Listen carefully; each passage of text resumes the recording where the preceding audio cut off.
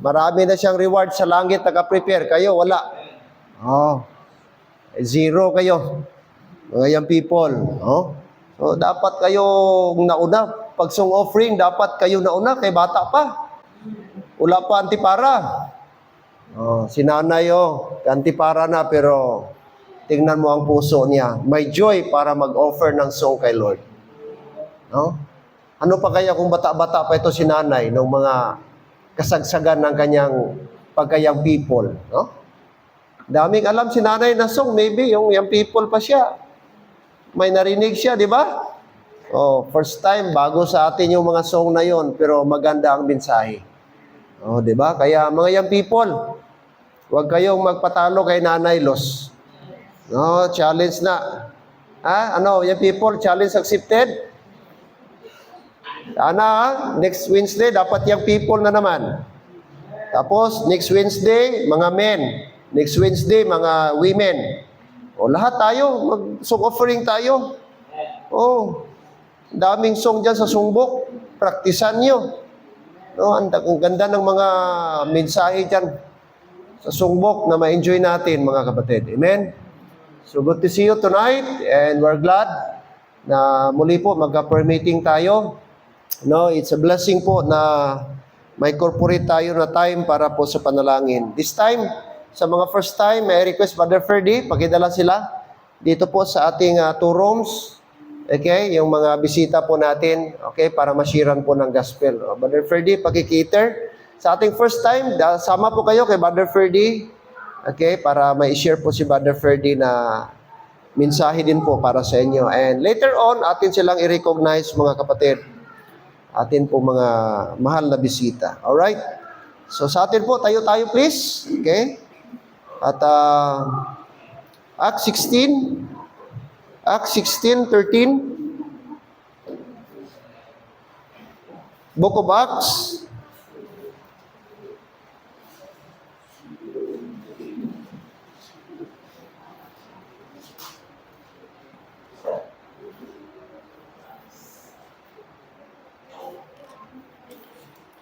Acts 16, verse number 13. Okay, nakita na? Sige po, sabay-sabay tayo. Verse 16, magbasa. Ready, go. And it came to pass as we went to prayer, a certain verse number 13. 16 pong binasa natin. Verse 13. Chapter 16, verse 13. Ready, go. And on the Sabbath, we went out of the city by a riverside, where prayer was wont to be made. And we sat down and speak unto the women which resorted thither. Amen. Okay, Lord, salamat po this evening. Salamat sa opportunity na kami po ay makapagpakinig at mag-gather, mag-worship, magpasalamat sa inyo. Salamat sa mga blessing, mga testimony, aming narinig, Lord, about sa mga brethren namin na naka-experience po ng goodness, ng mercy, ng favor mo, Panginoon. And kami lahat, tulungan niyo, Lord, na lahat kami always magpasalamat sa inyo. Pagising namin, bago kami matulog, lahat, Lord, na aming na-experience is galing po sa inyo. Kaya dapat kami thankful always, Panginoon. Salamat this evening, salamat sa aming nabasa na scripture, kay Apostle Paul and Silas, na despite sa kanilang place, Lord, makita po namin na nandun yung heart nila na mag-gather para po, Lord, mag-pray po sila together sa mga brethren. And ngayon din po sa amin tonight, sana ma-realize namin ang kahalagahan po ng prayer meeting. This I pray in Jesus' name. Amen and amen. Verse 16 also, makita natin, it came to pass as we went to prayer. Ito si Paul, habang papunta sila sa isang lugar para mag-pray, anong na-experience nila along the way? Sabi ng Bible, a certain damsel, may babae. Itong babae na ito, hindi ordinaryong babae. Sabi ng Bible, possessed with the spirit of divination. So mayroon pong evil spirit na pumasok, nag-control sa babaeng ito. At dahilan po na, sige po siya, okay, nagasigaw-sigaw siya habang nagasunod kay Apostle Paul. Kasi control po siya ng divination. So, na-hypnotize po siya, may bad spirit, pumasok sa babae, at mayroon pong nag-control sa kanya. Verse 17, the same followed Paul and us and cried, saying, this man, God, which show unto us the way of salvation. So, nung na-meet nila ni Paul, nagsusibigaw itong babae. Non-stop ang kanyang pagsigaw. Grabing sigaw niya. Habang papunta sila Paul sa prayer. In verse 13, and on the Sabbath, of course Sabbath, kasi mga Hudyo ang audience ni Paul, tapos si Paul Hudyo din, kaya nag-gather sila during Sabbath, we went, no? Anong purpose nila? Lumabas sila, pumunta sa isang city, tapos yung city na yon malapit sa river. Sa Sapa po, gilid ng Sapa, doon sila nag-gather. Anong purpose? Where prayer was one to be made. Nag-prayer meeting sila, Brad. Anong area nila, Brad? Anong meeting place nila? Riverside. Salamat tayo ngayon, wala tayo sa Riverside.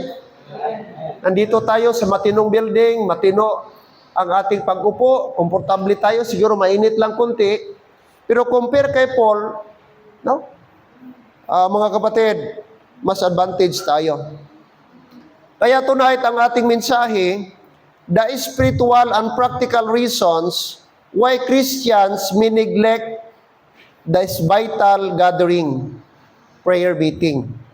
So spiritual and practical reasons daw, bakit ang mga Christians ginaneglect nila ang prayer meeting?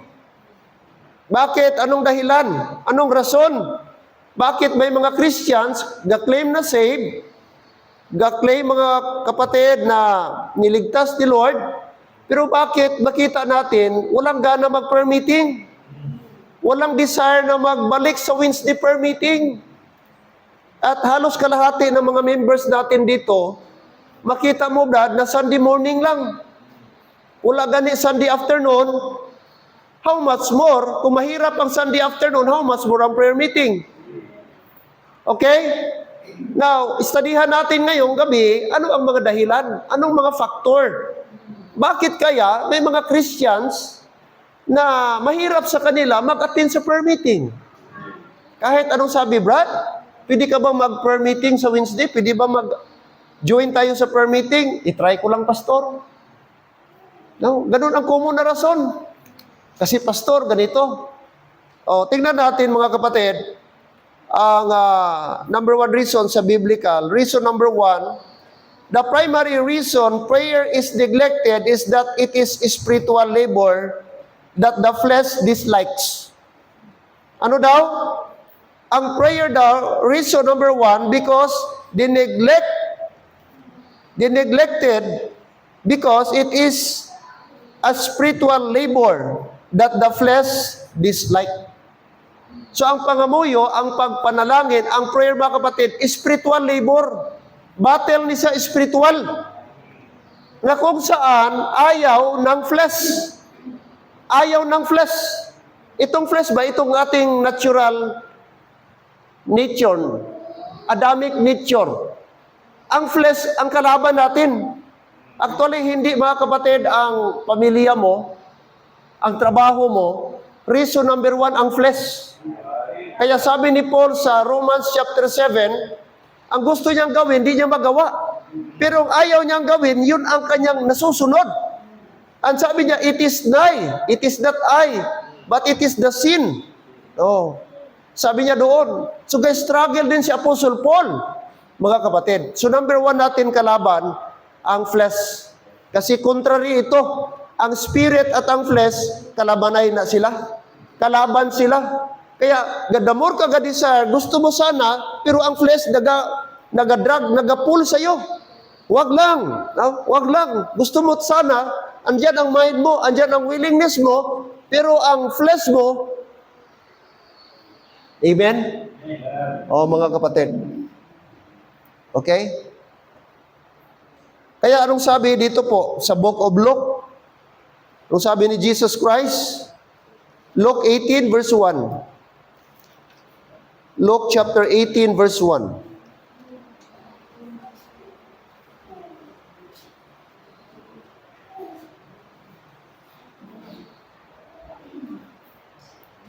Verse 1, and he speak a parable unto them to this end, that men ought always to pray and not to faint. Amen? Ano ang exhortation ni Jesus Christ? Men ought always to pray. Na lahat ng mga tao ay dapat manalangin. And not to faint.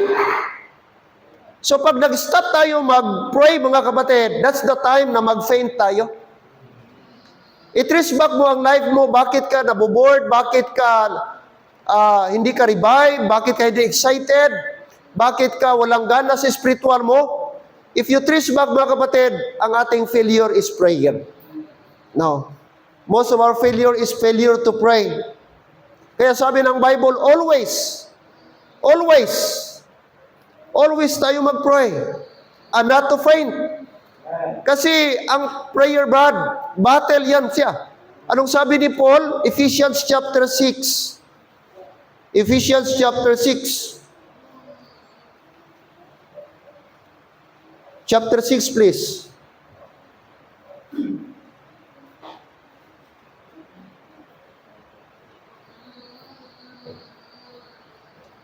Anong sabi niya dito? Verse number 10. Look at verse 10. Chapter 6, verse 10. Finally, my brethren, be strong in the Lord and in the power of His might. Kasi aware si Paul na nature sa tao, madali tayong manghina. Normal sa atin, mag-get weary. Kaya encourage yung Ephesian believers, finally, brethren, be strong in the Lord and in the power of His might. Tanong, paano tayo maging strong in the Lord? The answer is verse 18. Let us read, please. Verse 18. Ready, go. Praying always with all prayer and supplication in the Spirit, and watching thereunto with all perseverance and supplication for all saints. Praying always with all prayer. I-mention ni Paul na meron tayong armor. Ano yung mga armor? Na-mention yan one by one. Kung basahin niyo po. Diba? May mga pieces of armor i-mention. Helmet of salvation, shield of faith, breastplate of righteousness. In fact, kasama pa doon, mga kapatid, ang tawag doon, sword of the Spirit, which is the word of God, verse 17. Pero kung wala ang prayer, kulang pa rin. Kulang pa rin. Kaya kailangan, para maging strong tayo, kailangan natin ng prayer. Sapagkat sabi ng Bible, may kalaban tayo. At sino ating kalaban? Look at verse 12. For we wrestle not, that is, we fight not, for we wrestle not against flesh and blood. Hindi physical ang ating kalaban. Ano ating kalaban?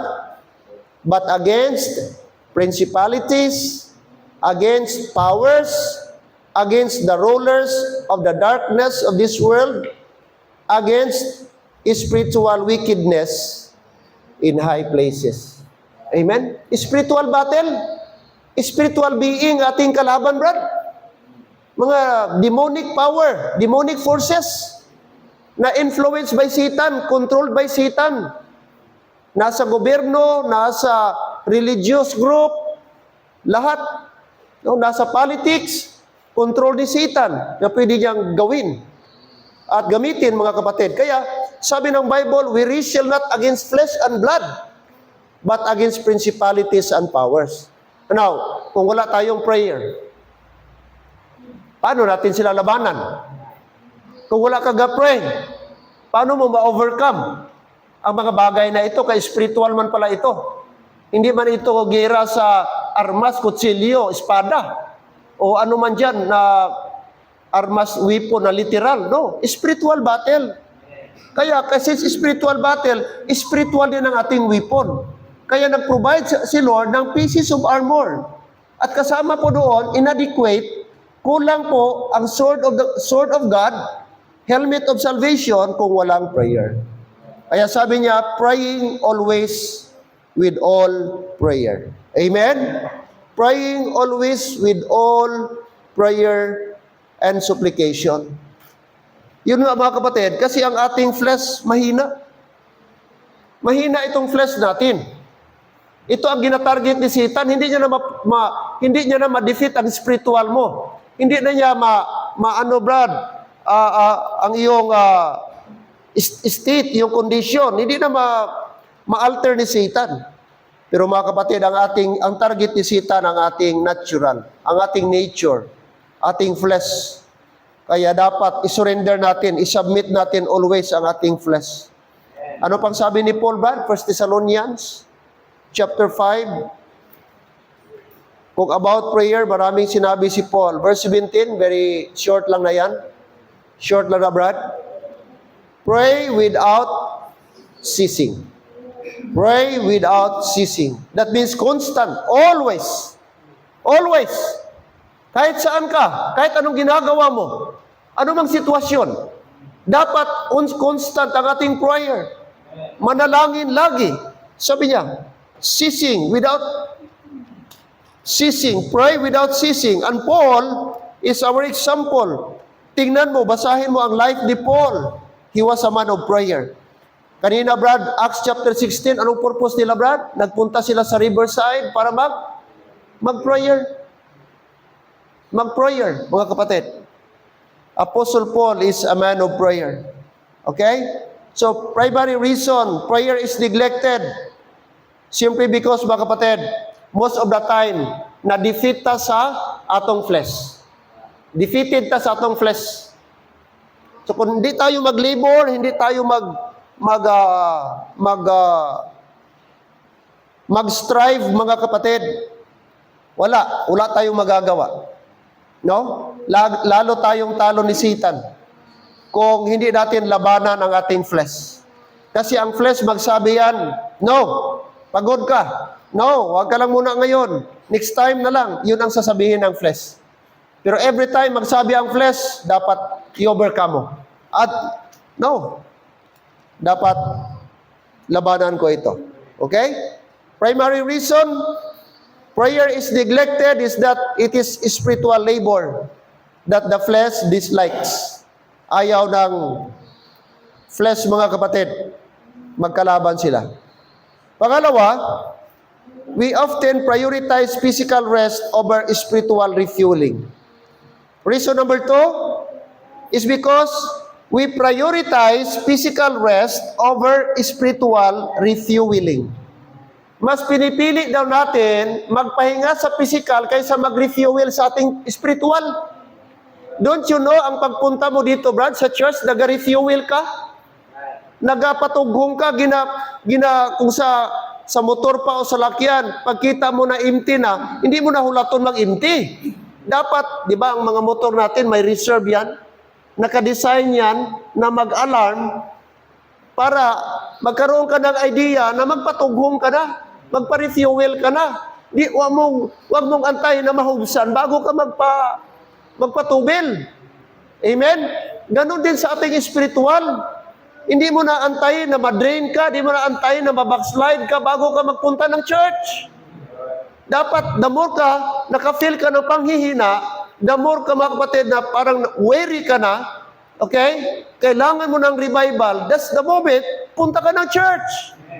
Makipag-fellowship ka sa brethren. Mag-worship ka sa brethren. Makipag-pray ka together with the brethren. That's the way. Huwag mong sabihin na pagod ka. Huwag nating irason na pagod tayo. Lahat tayo napapagod. Yes, normal yan.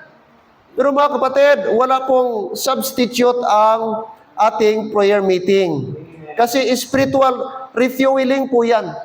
Now, tingnan natin kung pagod ang ating reason. Tingnan natin, sino ating example dito? Jesus Christ. Matthew 26. Open your Bible, please. Matthew 26.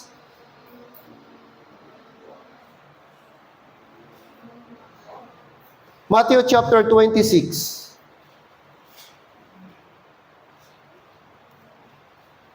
Verse number 36. 36.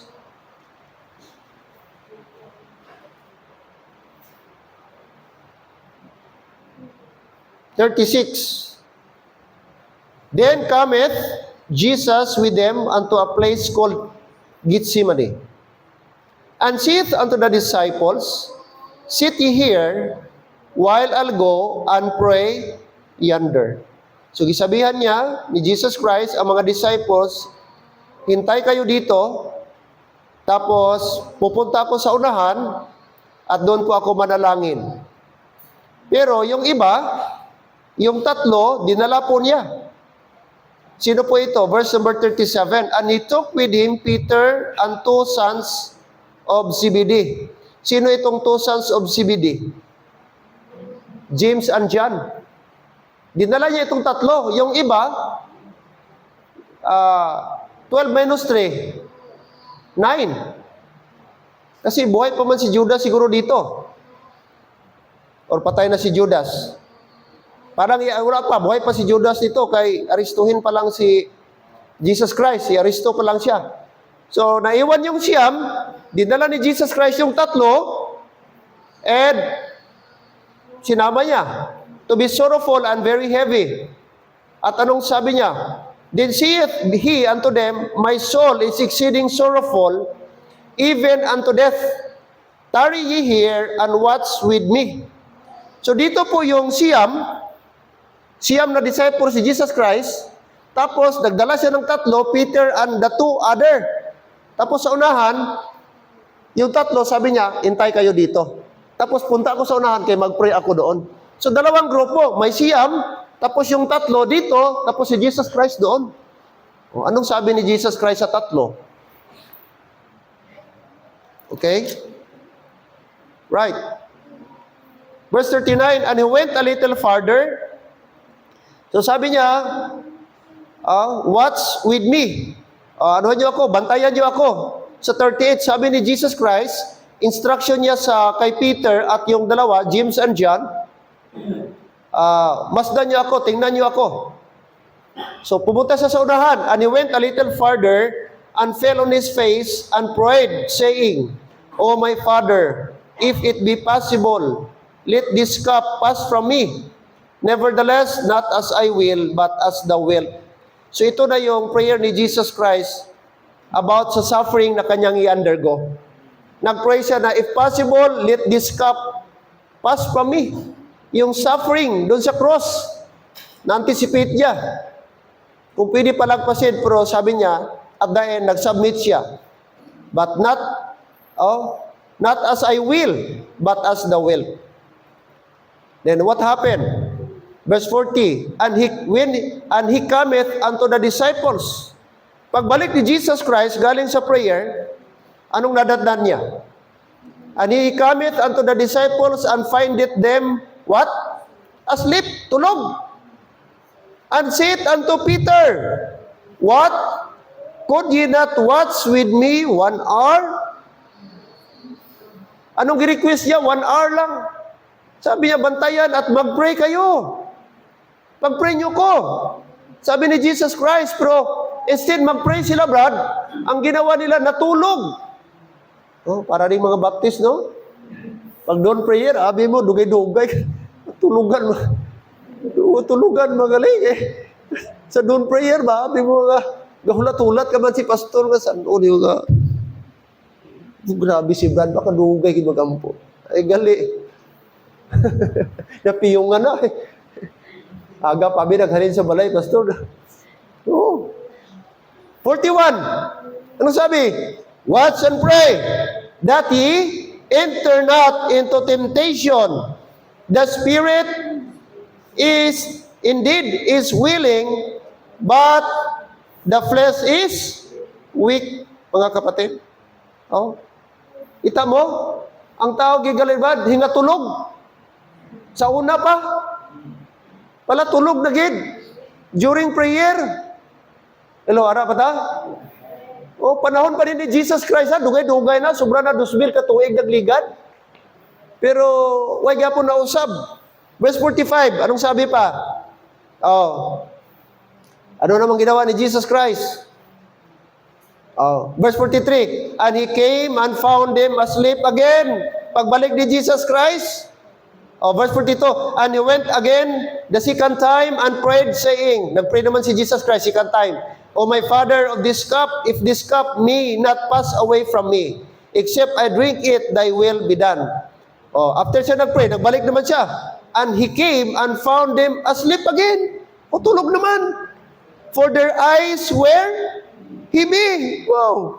Oh, ginatuyo na gid kahang-kahang ng mata daw. Oh, and he left them and went away again and prayed the third time. Oh, third time na ito ha. Saying the same words.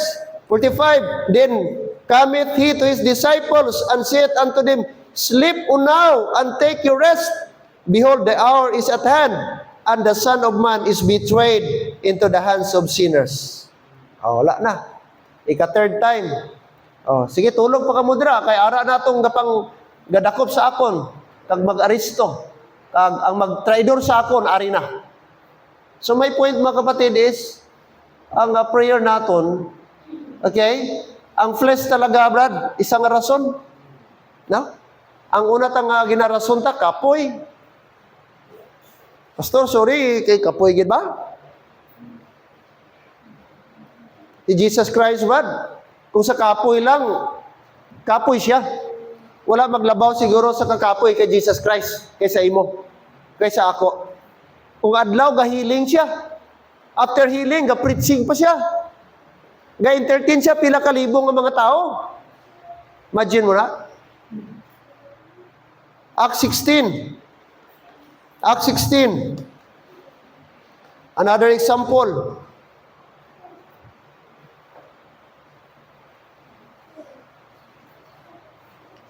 Verse 22. Verse 22. And the multitude rose up together against them, and the magistrates rent off their clothes and commanded to beat them. And when they had laid many stripes upon them, they cast them into prison, charging the jailor to keep them safely, who having received such a charge, thrust them into the inner prison and made their feet fast in the stocks. 25. And at midnight Paul and Silas prayed and sang praises unto God, and the prisoners heard them. Kung irason natin mga kapatid, ang ating physical rest kay kapoy ta, siguro wala nang maglabaw pa kay Apostle Paul kag kay Silas. Kung meron mang dahilan na ayaw na nila mag-pray o mag-skip sila ng prayer, siguro si Paul and Silas na. Bakit? Sila dito ba, gikulata, binugbog, may mga latay, may mga sugat. Pero anong ginawa nila? Sabi ng Bible, at midnight, that is 12 o'clock in the evening. Anong ginawa nila? And at midnight, Paul and Silas prayed and sang praises. Amen. Sino kaya ngayon ang masabi na naka-experience katulad kay Paul? Wala pa man ta na pilasan. Wala pa man ta gikulata. Wala pa man ta na priso. Tama? Pero bakit mahirap ang prayer meeting? Si Paul gikulata. Si Paul was in prison. Si Paul maraming mga sugat sa kanyang katawan dahil gibugbog sila. Dahil nag-preach sila ng Word of God. Amen? Pero look at Brad, gigawa ba nilang excuse na may pila sila? Gigawa ba nilang excuse dahil nasa loob sila ng kulungan na hindi sila makapray? Sa loob ng kulungan, nag-prayer meeting pa rin sila kay Silas, kahit dalawa lang sila. They prayed and sang praises. Ay, mga kapatid, Christians, wala tayong dahilan na hindi mag-pray. Amen? Wala tayong dahilan. Huwag nating gawing excuse na pagod ang ating katawan. Ano bang nakapagod dito, Brad? Amen? Wala man siguro kagalukdo dira. Wala man siguro kagapamirsa dira. Sa balay ka karon magpahulay, galigkod ka man siguro po, gahilay-hilay. Ang kaibahan lang, kay kapungko ka, siguro sa balay, pwede ka maghigda-higda dito. Magbutang ulunan. Tama? Siguro ang kaibahan lang, posisyon lang. Pero when it comes to rest, halos similar lang. Gamay lang diferensya diri, kapungko ka, maybe gahigda ka sa balay nyo. Okay? Kaya hindi natin pwedeng i-rason na kapuita sa trabaho. Okay? Nag-aupo man lang tayo dito, nakikinig. O mga kapatid? Pero ang epekto malaki. Oh. Kaya wag nating idahilan na pagod tayo, di tayo maka-prayer-meeting. What is 2 hour? 2 hour. What is 2 hours? Ito mga kapatid, si Jesus Christ. Almost, mga kapatid, siguro, di natin alam, grabe ang prayer niya nito. Baka nag-prayer vigil si Jesus Christ. Kasi, brad, coming na yung mag-betray sa kanya. Si Paul and Silas, tingnan nyo, maybe araw siya gikulata. Pero pagdating sa midnight, nag-pray pa rin sila. Nasa loob ng kulungan. Pero hindi sila nag-neglect ng prayer. That's why, mga kapatid, mas piliin natin, like Apostle Paul. We prioritize, sometimes, we prioritize physical rest over spiritual refueling. Di mo lang na-appreciate kung ano ang value, ano ang importance, mga kapatid, sa pag-pray natin together. No? Di mo lang nakita ba ang importance, brad, ang significance sa pag-pray natin dito. Malaki ang magawa, makontribute sa corporate prayer. No? Marami ng prayer request na nangyari, marami ng prayer request na sagot dahil nag-pray tayo. Okay, nag-pray tayo. Kaya labanan natin, what is 2 hours? What is 2 hours? Mag-upo ka, may tayo kunti mga kapatid, mag-pray dayon. What is 2 hours? Compare sa magawa ni Lord na balik sa'yo dahil nag-pray ka. Dahil nag-pray tayo. Kaya salamat, Charles, andito kayo. Sana encourage natin yung mga hindi nila naging habit mag-attend ng prayer meeting. Atin silang i-encourage na malaki ang magawa sa prayer. Na hindi kayang gawin ng pera, hindi kayang gawin ng connection, hindi kayang gawin ng knowledge ng tao. Na only prayer lang ang makagawa. Amen. No? Piliin natin like Jesus Christ, our example, pagod siya, pero makita natin, Brad, mga members, brethren, hindi niya, Brad, gigawang excuse ang kanyang physical na pagkapagod. No? Kasi, mga kapatid, importante po ang prayer. Number 1, the primary reason prayer is neglected because it is spiritual labor that the flesh dislikes. Number 2, because we prioritize physical rest over spiritual refueling. Mostly rason, kapoy, pagod. Number 1 talaga yan. Number 3, mga kapatid, prayer requires self-discipline that the natural man resists. Prayer requires self-discipline. Kung hindi natin i-discipline ang ating sarili na magpunta ng prayer meeting, magpunta sa prayer meeting, kahit di mo gusto, pero pilitin mo sarili mo, Brad, that is discipline. Siguro struggle ka primero kasi ang katawan mo gusto na magpahinga ka, gusto mo na mag-relax ka, gusto nang umuwi, kay may gawin ka pa, siguro magdigamo ka pa, ganito pa. Pero Brad, pag i-discipline mong sarili mo, na Lord, help me, na malabanan ko ang flesh, gusto ko Lord, unahin ko ang Panginoon, gusto ko mag-prayer meeting, gusto ko mag-pray, gusto ko mag-fellowship, mag-communicate sa inyo. Later on mga kapatid, later on, maging habit mo na. Pag nag-miss ka na prayer meeting, masabi mo, parang iba talaga, parang may kulang ang linggo ko ngayon. Parang something kulang na hindi ko komportable kasi naging habit mo na ang pagpunta sa simbahan during prayer meeting. It's a matter of self-discipline. It's a matter of self-discipline, mga kapatid. Kasi ang ating flesh ayaw talaga. Pero dapat huwag nating pagbigyan ng ating flesh. Kasi pagbigyan mo ito, ay naku mga kapatid, magpagusto ito. Ang dami itong gusto, ang ating flesh. Hello, dyan pa kayo? Ang daming irason. May lesson plan ka pa bukas. Busy ka. Oo. Lalo na Sir G.E., may bata na, may baby na. Oo. So kung di natin labanan yan mga kapatid, kung flesh lang, ay, magpahinga ka nga doon sa bahay mo, pero mag-cellphone man gyapon. Kung di man gyapon makapahinga. Physical mo, hilay-hilay dito, pungko-pungko, pero ang kamot mo, ang mind mo, nakuti-kuti man gyapon. May panay prayer meeting ka, may pulos pa, nalipay pang Ginoo.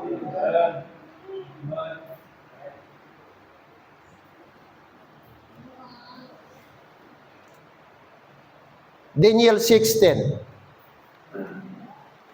Daniel chapter 6 verse 10. Tingnan niyo si Daniel.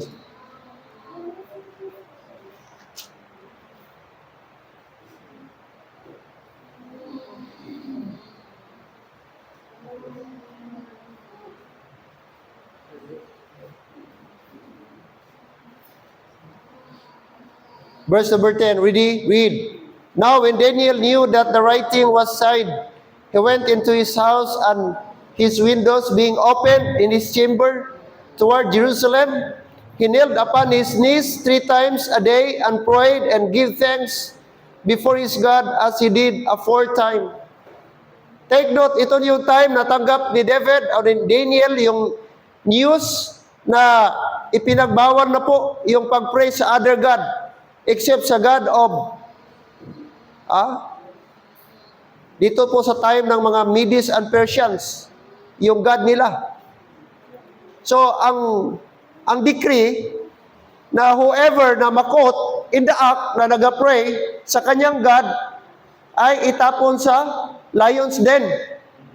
Pero instead na matakot si Daniel, instead na ma-intimidate si Daniel, anong ginawa niya? Pag-uwi niya ng bahay, sabi niya, binuksan niya ang kanyang bintana, tapos nakaharap po sa Jerusalem, and then siya po ay lumuhod. Tapos, ano sabi niya? Upon his knees 3 times a day. 3 bisis sa isang araw. At siya po'y nanalangin at nagpasalamat sa kanyang Diyos, katulad ng ginawa niya dati. Notice the word but, as he did aforetime. As he did aforetime. Meaning, hindi ito yung occasion na first time si Daniel nag-pray. Kundi yung tinawag aforetime, that means habitual. Naging habit niya. Ito yung naging kaugalian niya. Ibig sabihin, always na yun ginagawa. Always yan na. Kahit wala pa yung decree, ginagawa na ni Daniel 3 times a day, 3 times a day, mag-pray sa kanyang God. And no wonder, kahit may news, may law, may decree na bawal, sabi niya, no, I don't care kung itapon niya ako sa lion's den. So be it kung itapon niyo ako. Let it be, mamatay ako. But I will never na magsunod sa batas na yan. Because I know the one I'm serving, mga kapatid, the one I'm praying, ang aking pinag-pray, is ang totoong Diyos ng Israel. Amen? That is discipline. Imagine si Daniel, remember si Daniel mga kapatid, nasa ibang lugar. Foreign land siya. Nasa foreign land siya, nakatira. Wala siya sa Israel. Ibang kultura, ibang gobyerno, iba lahat, pati pangalan niya, pinalitan. Pero tingnan niyo mga kapatid, hindi napalitan ang kanyang pananampalataya. Hindi napalitan ang kanyang habit. Hindi nawala mga kapatid ang kanyang lifestyle na nagiging lifeline niya na, nagiging habit niya na mga kapatid, ang pag-pray sa kanyang Panginoon 3 times a day. Imagine mo, hindi lang once a day. The Bible says 3 times. 3 times. Atin, iba ang ating 3 times. 5 times pa. Amen. Pero si Daniel Brad 3 times. Regular ang kanyang prayer. Morning, noon, evening. Morning, noon, evening. Katulad kay David. Evening and morning and at noon will I cry. I cry aloud. Mga kapatid, Psalm 55 verse 17. Evening and morning and at noon will I pray and cry aloud. Yung sabi ni David. Kaya disiplinahin natin ating sarili. Amen? Idisiplina natin. Parents, disiplinahin mo. I-guide mo. No? Na maganda yung mga anak, matrain sila na habang bata pa na ang Wednesday ay importante. Wednesday is a time for prayer meeting. Si Clint, gatanong na siya, Daddy, is it Wednesday na? Is it prayer meeting time na?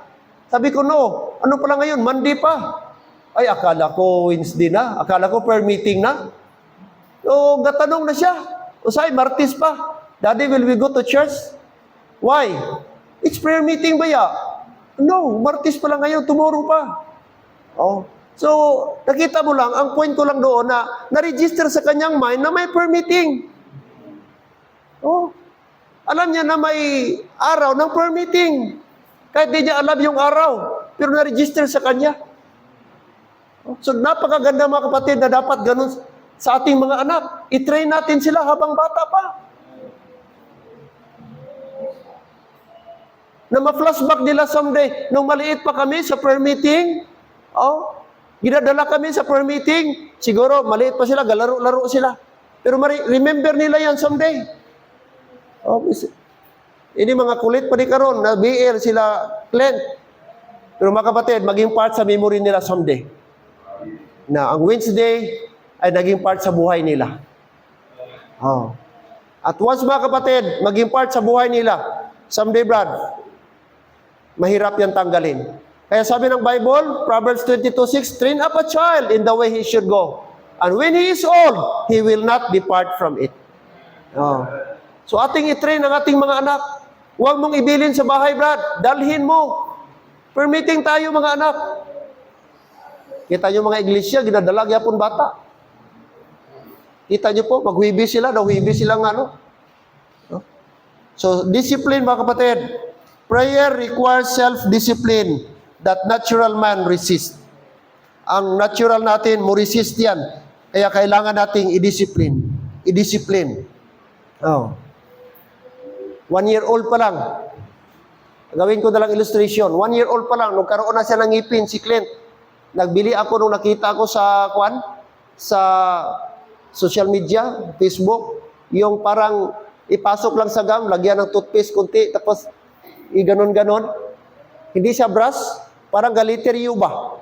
Tapos ikagat niya. Tapos iganon-ganon mo lang siya para mag-ano sa gums niya at sa ngipin niya. So 1 year old pa lang, kaya di man siya marunong, kaya tunlon man niya yung ginapabrush sa kanya. So yun muna ang introduction ng brush niya sa ngipin niya. Nung naglabas na yung 4 na ngipin niya sa atubang, i-introduce na namin ni Ma'am Vic, brush yung pag-ganon-ganon. Nung medyo malaki na siya, 3 years old, 4 years old, o gibilihan na siya ng maliit na toothbrush, o gituruan, ganito mag-toothbrush. By the grace of God, ngayon, kabalo na siya magmato-mato. Nung una, agay-agay siya, magreklamo, sakit daddy, ganyan.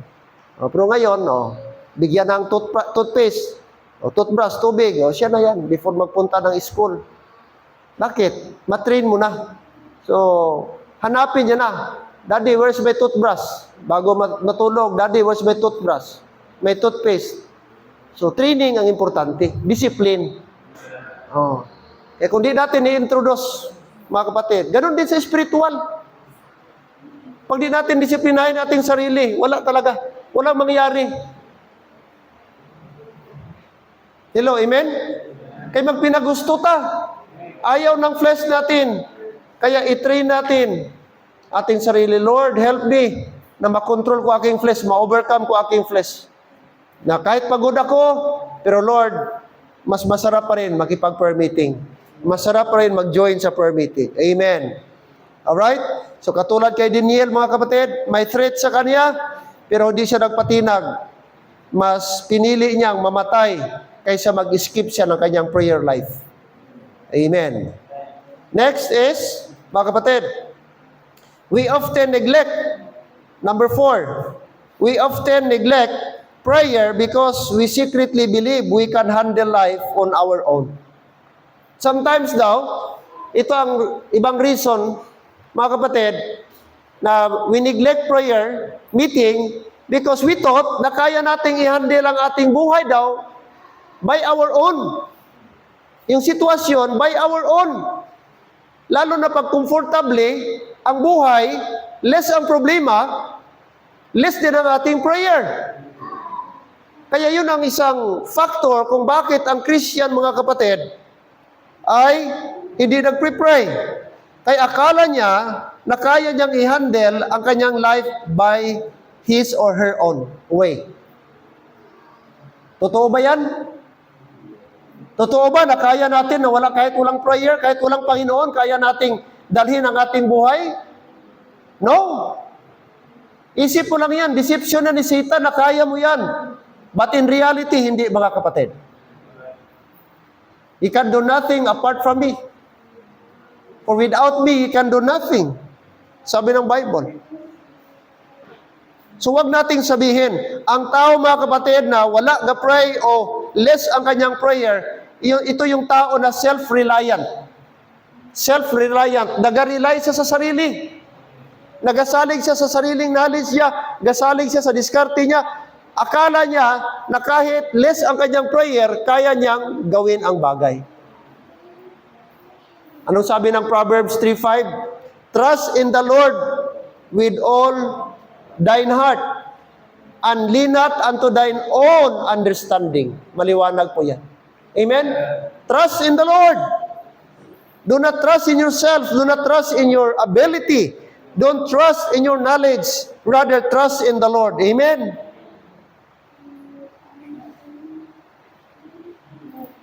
Kahit gaano, mga kapatid, kaganda, kakomportable ang buhay mo, kailangan pa rin tayong mag-pray. Kailangan pa rin tayong lumapit sa Panginoon.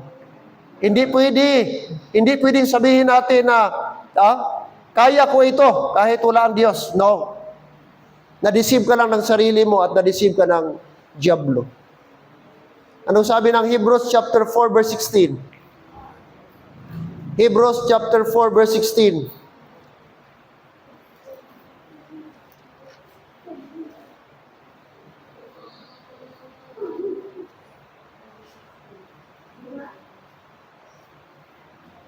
Verse 16.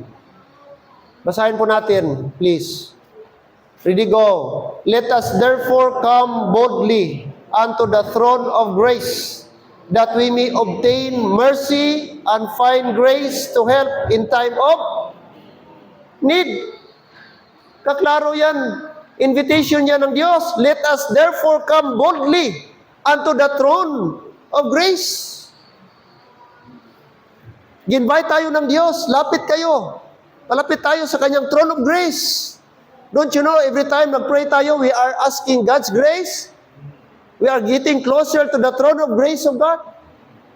Yun ang source of help natin, source of strength natin, mga kapatid, ang throne of grace ng Panginoon. Bakit kailangan natin ng throne of grace? Because doon sa throne of grace, we can obtain mercy.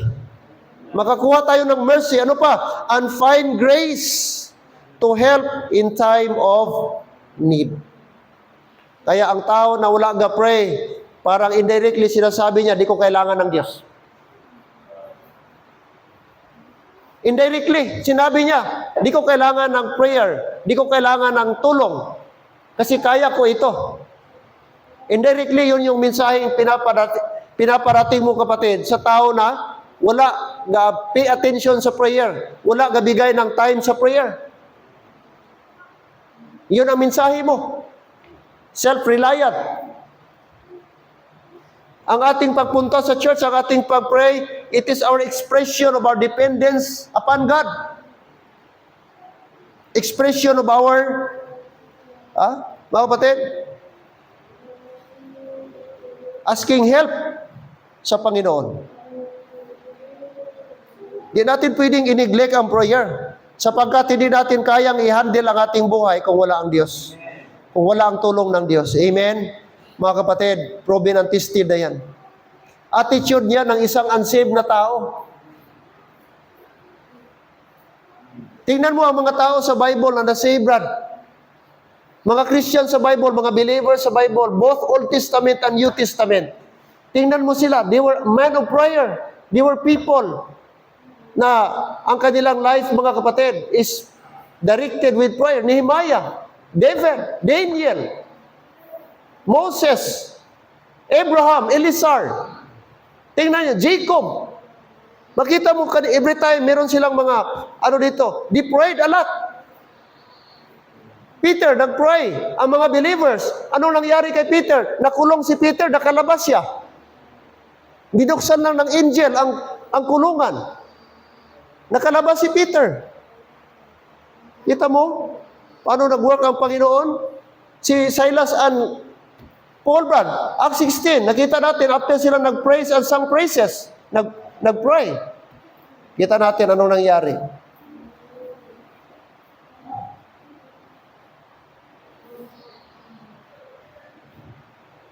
Number 5, reason.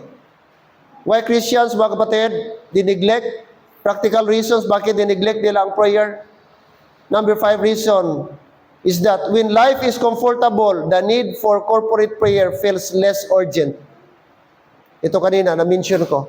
When life is comfortable, the need for corporate prayer feels less urgent. Kapag ka less daw ang problema, ang tendency, less din ang prayer. Kung ibig sabihin, pag comfortably, wala masyadong problema, smooth ang buhay, mga kapatid, walang struggle, walang challenge sa buhay, okay ang buhay, maganda ang takbo sa buhay, ang tao din, nag-relax ang kanyang prayer.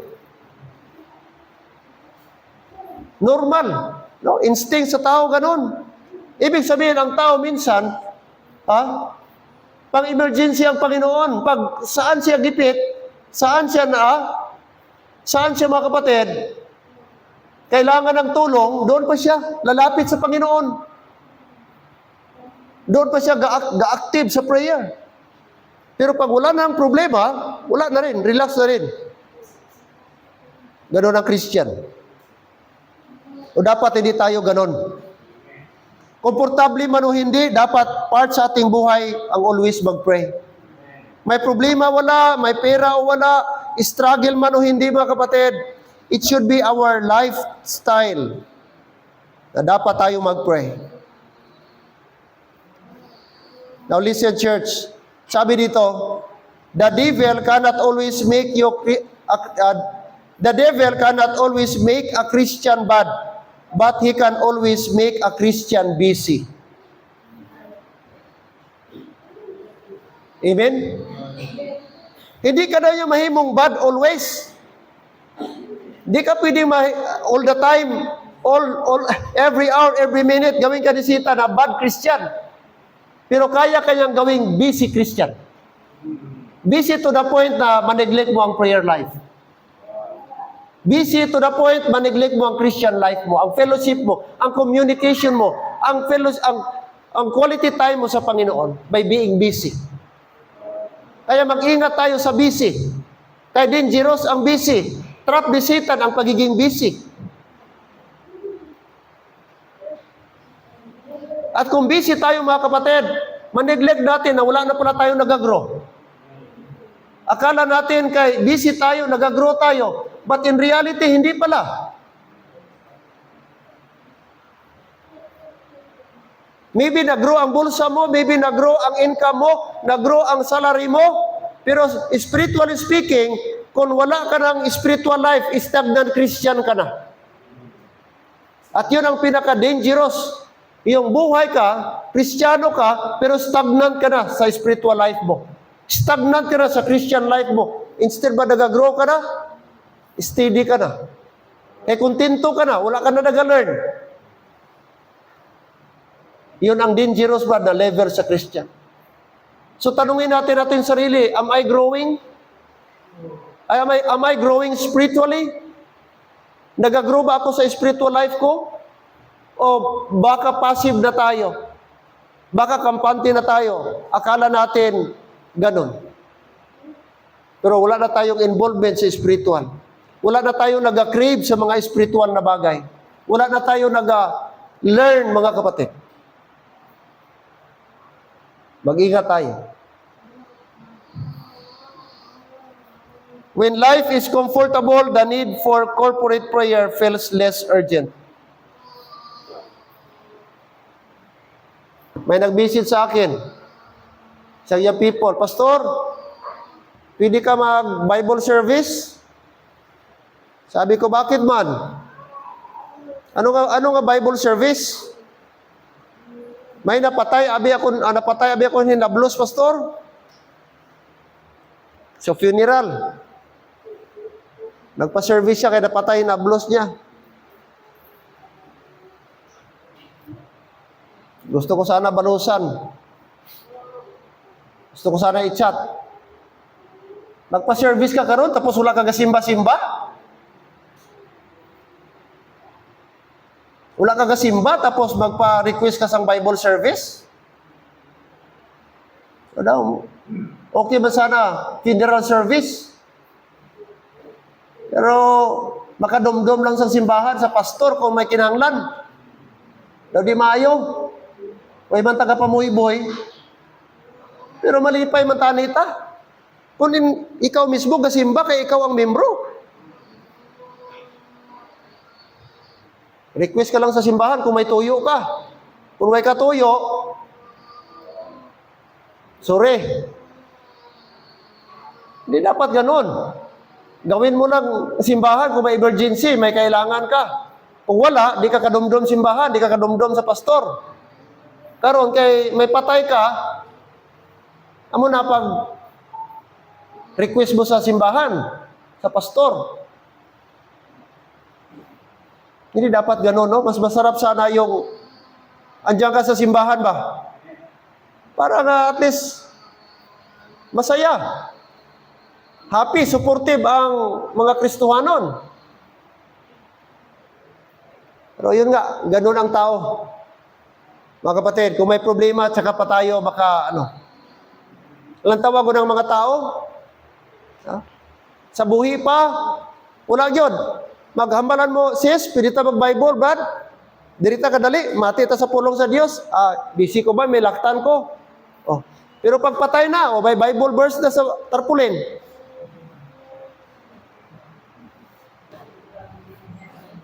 Kadumdum nag-verse sa Bible. Pero sa buhi pa, tawagon mo kay mamalando, mag-Bible study, hindi. Ini nga mga tao, buhi pa rin, pamilya ba? Hambalan mo nga kuan, hambalan mo nga mamati sa pulong sa Diyos, hindi. Pero sa napatay ng parente, mamangkot kay pastor, anong namin nga verse, pastor? Kaya napatay abing pakaisa ko, ibutang ko sa tarpulin. O, kita mo lang. Mga ayo nag-Bible verse. Pero sa huwag pa napatay ang iyang parente, brad, papungko na to, kay sira na to sa pulong sa Diyos, galikaw-likaw. Ano pulo sa verse sa tarpulin? Para decoration? Para lang punuhay nga napatay, Christian?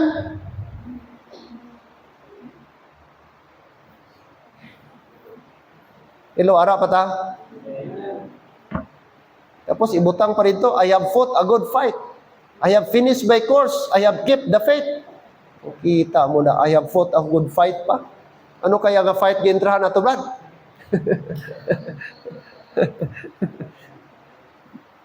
Basig fight to sa baso-baso. Basig cockfight. Cockfight siguro, brad. Oh. Ayop hindi mga utod. Amen?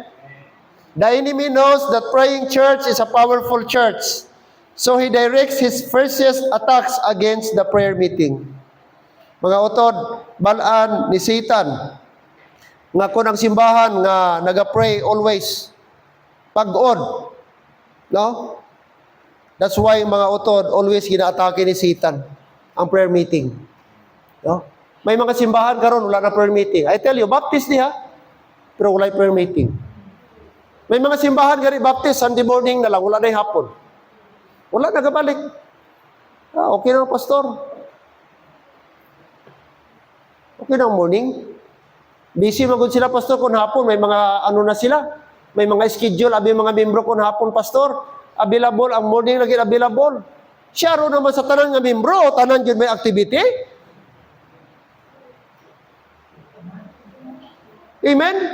Kung may membro nga 30, siya ro 30 tanan yun, huwag naging bisan pulo lang di nga magbalik. Grabe naman po. Siguro ang failure sa pastor.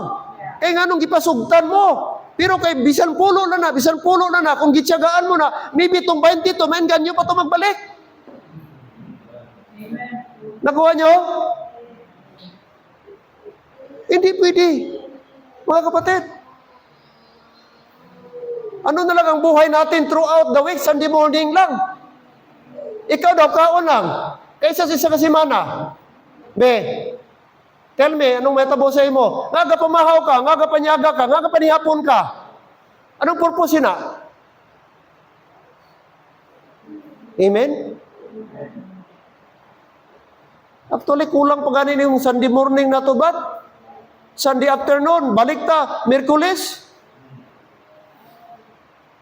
Pero dihon ta sa iglesia ni Manalo. Lantawa, iglesia Manalo, always open ilang akwan. Lantawa na sila, Brad. Hapon pa na, galakat-lakat na, alas 5 pa lang. Galakat-lakat na. Oh.